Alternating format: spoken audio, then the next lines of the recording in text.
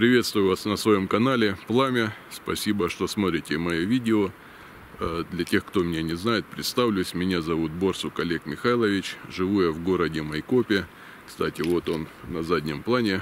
Мой любимый город Майкоп, Республика Адыгея.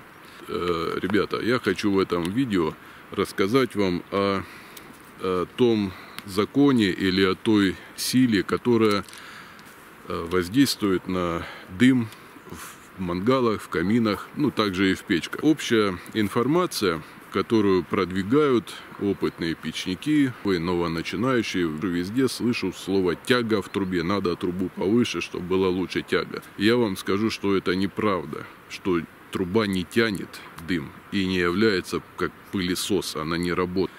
Друзья, в двух словах буквально я расскажу вам сейчас, что же на самом деле толкает дым вверх. Ну вот я в принципе и сказал вам, да, что дым толкает вверх теплый воздух, не сосет его труба. Значит, чем сильнее огонь горит, тем сильнее скорость потока.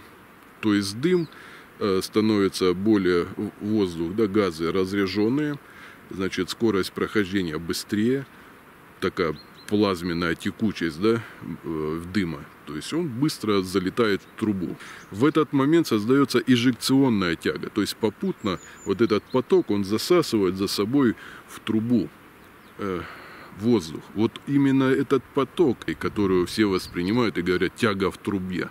Не труба тянет, а именно поток засасывает и затягивает весь воздух вокруг себя.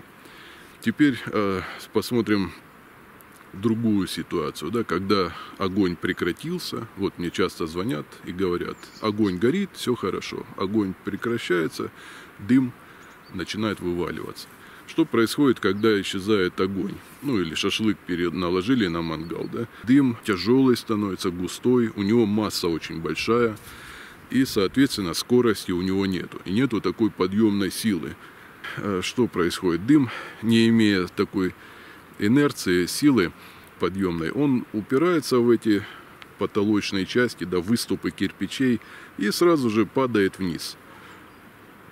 Поэтому надо всю конструкцию делать максимально аэродинамичной, спиливать все углы, делать как лейку, как вот перевернуть, если лейку, да, или простую бутылку. Вот эта конструкция вот и является самой важной частью, потому что в этот момент, когда дым подходит, он ни с чем не сопротивляясь, не сталкиваясь ни с какими ступеньками, зоны турбулентности, он спокойно проходит и ускоряется. То есть теплый воздух его заталкивает вверх в трубу. Ну вот, в принципе, и все, наверное. Вы уже дальше сами должны понимать, что создает тягу. Подводим итоги. Труба не является пылесосом, она не тянет дым на улицу. Сам поток и является движущей силой, энергией, которая двигает дым вверх. Убирать все углы обязательно, иначе это является препятствием для дыма. В этом месте дым встречается с препятствием, ну, допустим, вот так кирпич лежит, да, выступ, дым здесь собирается, он не может проскочить. Какая-то часть проходит свободно. Вот, если дым вот так идет столбом, а здесь вот такой вот выступ. Вот эта часть дыма свободно проходит, а остальная часть, вот эта, она здесь задерживается. И тем самым в этом месте задерживает поток весь. И начинает дым падать вниз. Здесь в центре поднимается, здесь опускается. Ну вот сейчас я вам ролик покажу, что вот происходит, когда я закладываю бумагу, и она летит по трубе вверх. Эта бумага. Не труба ее тянет, огонь бумаги. Он и является подъемной силой. Ну, как вы физику знаете, да, молекулы расширяются и подъемная сила создается. Значит, эта бумага летит с такой скоростью. Почему? Потому что давлению газа расширяться некуда, то есть расходиться. Он в замкнутом пространстве, и поэтому создается такой реактивный поток.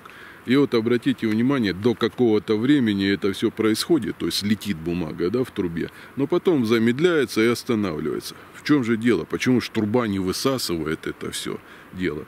Да потому что не труба сосет, еще раз, да, повторяюсь, а именно вот этот горящий огонь, он просто потух, и подъемной силы нету.